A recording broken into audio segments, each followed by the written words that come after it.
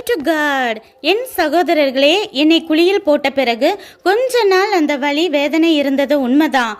அவங்க அப்படி போட்டதால தான் எங்கள் அப்பாவுக்கு மட்டுமே அது வரைக்கும் செல்ல பிள்ளையா இருந்தேன்னா இப்போ பார்வோனுக்கே தகப்பனாக எத்தனையோ பேரோட உயிரை காப்பாற்றி எகிப்துக்கே செல்ல பிள்ளையானதில் நான் இப்போ சந்தோஷமா இருக்கேன். பழசெல்லாம் எப்போவோ மன்னிச்சு மறந்துட்டேன். ஆனால் அவங்களுக்கோ நான் எப்போ வேணும்னாலும் பழி வாங்குவேனோன்னு பயம். என்னை விட்டு 22 வருஷம் பிரிஞ்சிருக்க செய்து தேவன் உங்களுக்கு கொடுத்த தண்டனையை விடவா நான் உங்களை தண்டிச்சிட போகிறேன்? என்னனாலும் என் சகோதரர்களை போய் எப்படி பழி வாங்குவேன்? பழி வாங்குதல் தேவனுக்குரியதல்லவா என்று யோசேப்பு மனதில் நினைத்து கொண்டான். மற்றவர்கள் செய்யும் துரோகத்தை மனசிலே கசப்பாக மாறுவது கூட தேவன் நம்மை ஆசிர்வதிக்க ஒரு தடையாக இருக்கலாம். நம்ம உடலுக்கும் அது ஒரு ஆரோக்கிய கேடு. எதுக்கு அது? யோசேப்பு போல நாம அதெல்லாம் மறந்துட்டு தேவன் நமக்கு தரும் ஒவ்வொரு நாளையும் மனரம்யமாய் அனுபவிப்போமே.